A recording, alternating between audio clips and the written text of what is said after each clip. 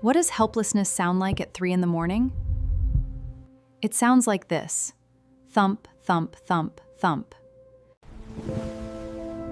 It's the sound of your dog tearing their skin and your own exhaustion, wondering how much more money you can waste.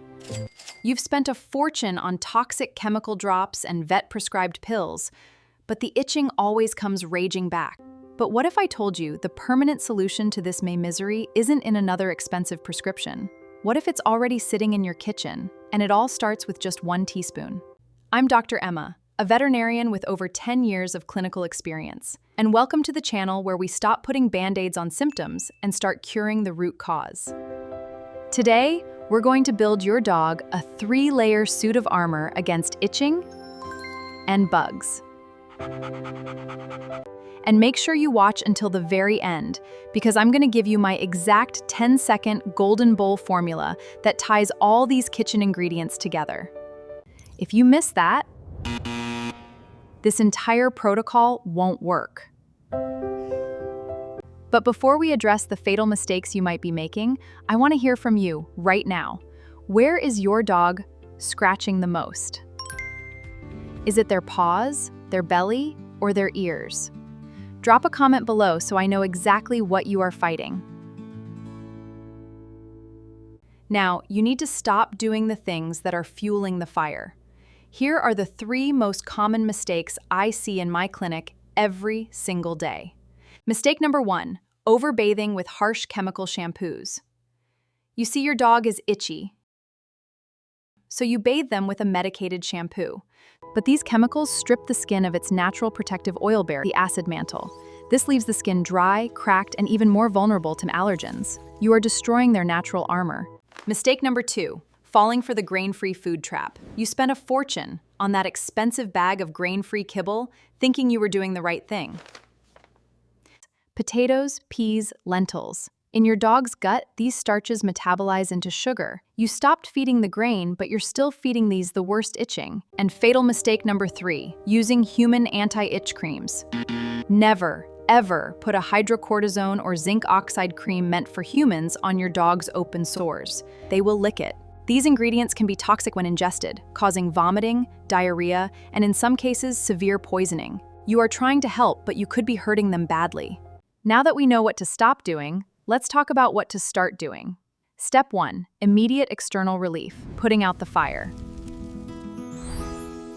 For the infamous Fritos infection, your weapon is apple cider vinegar, but how you use it matters. For general paw irritation, mix it 50-50 with water in a spray bottle.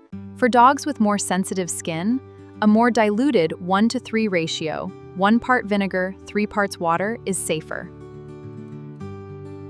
Spray the paws. And if your dog has smelly ears, which is another sign of yeast, wipe the outer ear flap with a cotton ball soaked in this solution. Never squirt it into the ear canal.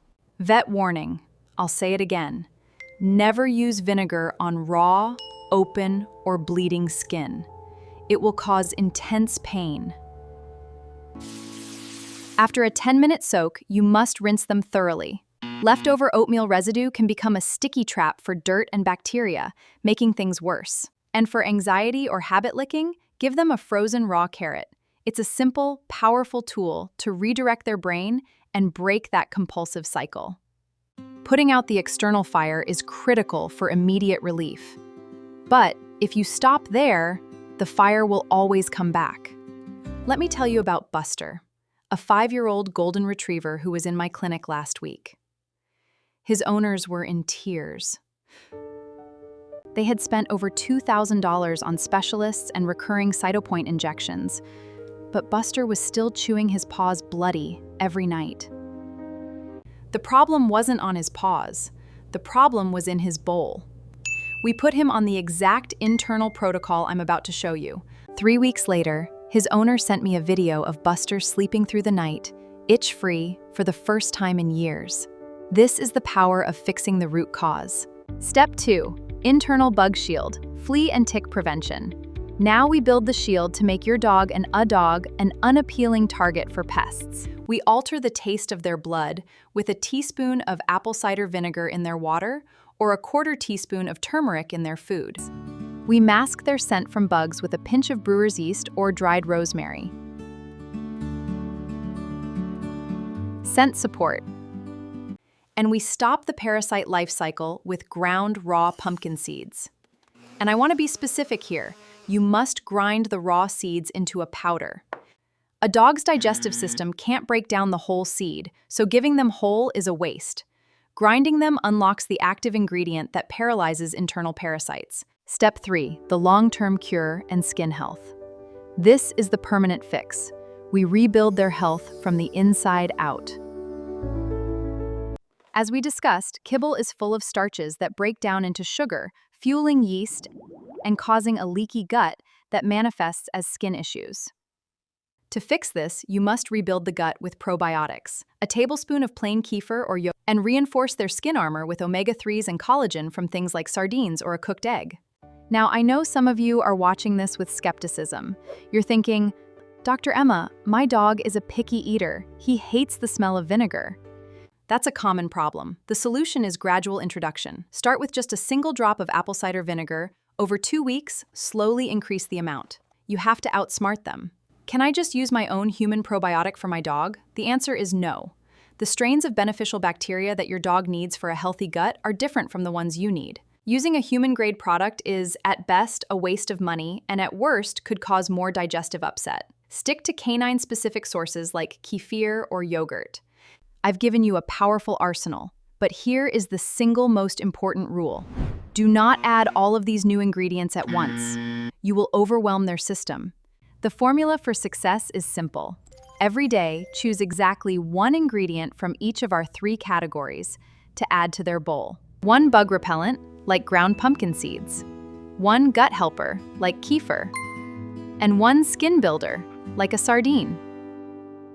Rotate them daily.